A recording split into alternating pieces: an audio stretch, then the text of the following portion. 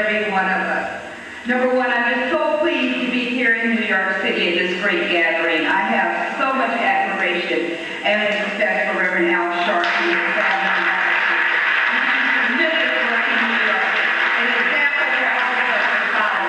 I would just like to say briefly on this occasion of the verdict coming down that we should not and cannot allow anyone to determine for us how we are going to react to anything.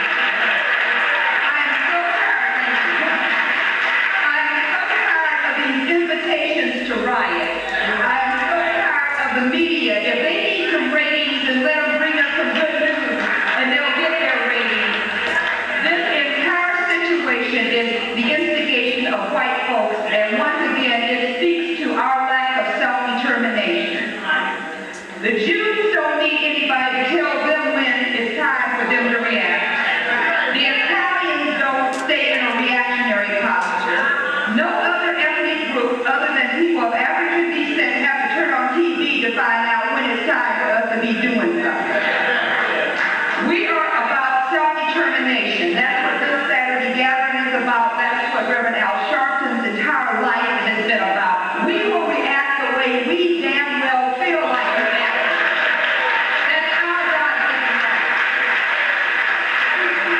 In that, my brothers and sisters, we must be prepared.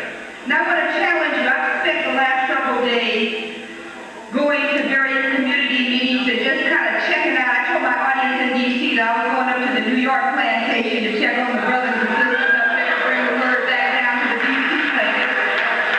See how the masses is treating y'all up here. And I noticed that there's no difference. The same things I left behind, I encountered right here in this city. But one of the things that we got to do is to reflect back to yesteryear and build upon the lessons of our people.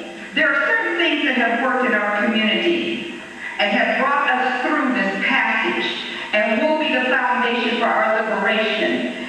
And one very important thing I think we need to be reminded of, which is each one teach one. Each Saturday, this gathering should have standing room only because each of you in here has brought two other folks.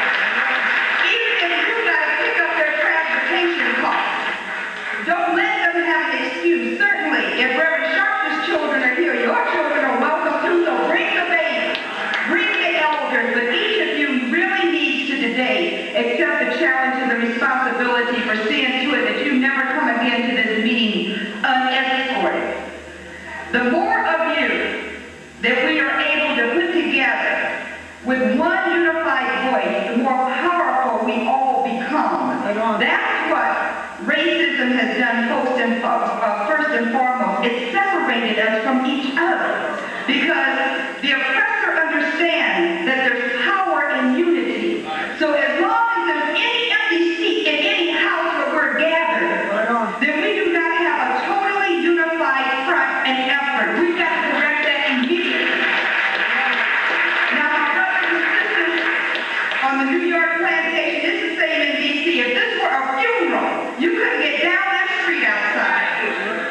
We have learned to rejoice in grief.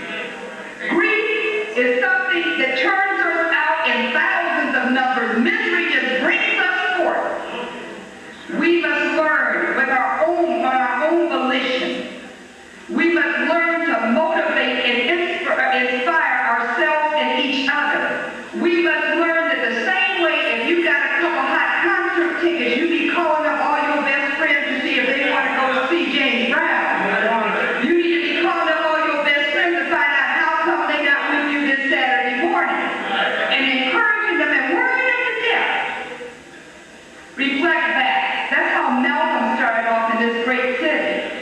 When he started off on that corner, there is no reason why we cannot use what you already have going. You already have a foundation in New York.